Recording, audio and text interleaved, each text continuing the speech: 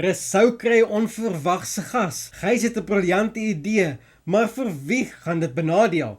En Leandri probeer alles na vermoë om Renay en Marco op te breek. Ek's Jock en jy kyk TV-praatjies. Voordat ons verder gaan, moenie vergeet om die video te like nie. Dit help die kanaal baie. Sit jou sitplekgordel aan en kom ons spring sommer dadelik weg met diepe waters voorskou vanaf 1 tot 4 Junie 2026. Kan julle glo? Dis al Junie, ons trek al by die helfte van die jaar. Kom, ons gaan voort. Maandag 1 Junie. Hierdie is 'n oomblik wat ek nie graag sal wil misloop nie. En ek glo ook nie julle sal nie, want Leandri gaan vir Marco en Renay konfronteer. Kry solank julle popcorn gereed. Gys kry 'n briljante idee en iets sê vir my dit gaan weer iemand benadeel. En hoekom dink ek dis Frans? Ek kan verkeerd wees, maar met Gys en sy sogenaamde briljante idees weet mens net nooit nie. Rousseau kry 'n onverwagte besoeker. Wil julle weet wie dit is? Nee wat, Dinsdag se voorskou sal dit wel verklap. Dinsdag 2 Junie. Leandri gaan probeer om vir Marco en Renay op te breek. Nou moet mens wonder of sy dit gaan regkry. Marco was amper soos 'n stalker gewees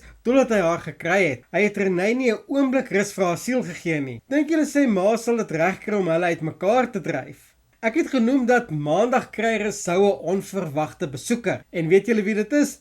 Dis Alisa. Kan julle haar nog onthou? Sy en haar boyfriend Bert het Rousseau mos ontvoer vir geld. Sy was toe mos bekend as Candy. Later het sy mos weer tevoorskyn gekom en was deel van Sanet se kerkgroep en het met Sanet bevriend geraak. Sy en Rousseau het mos in die bed gespring en dit was wat sy verhouding met Anja verbrokkel het. Nou is sy terug en wil by Rousseau bly, net totdat sy aan die reëlings getref het. Iets sê vir my, hier kom moeilikheid met 'n hoof letter M. Is julle gereed daarvoor? Wat dink julle van Alisa se terugkeer? Het julle van haar gehou voorheen? Of dink julle dit gaan net groot probleme weer veroorsaak vir Rousseau? Woensdag 3 Junie. Zelda moedig Frans aan om 'n goeie geleentheid aan te gryp. Kan die geleentheid iets te doen hê met Gys? Onthou Maandag kry Gys mos 'n briljante idee. Kan die twee dalk verwant hou met mekaar? Ons weet dat Gys enigiets sal doen om te kry wat hy wil hê. En op die stadium is dit Zelda. Leandri hoop dat sy dinge met Marco kan regmaak. Dit gaan moeiliker wees as wat sy dink. Renay kry 'n besoeker.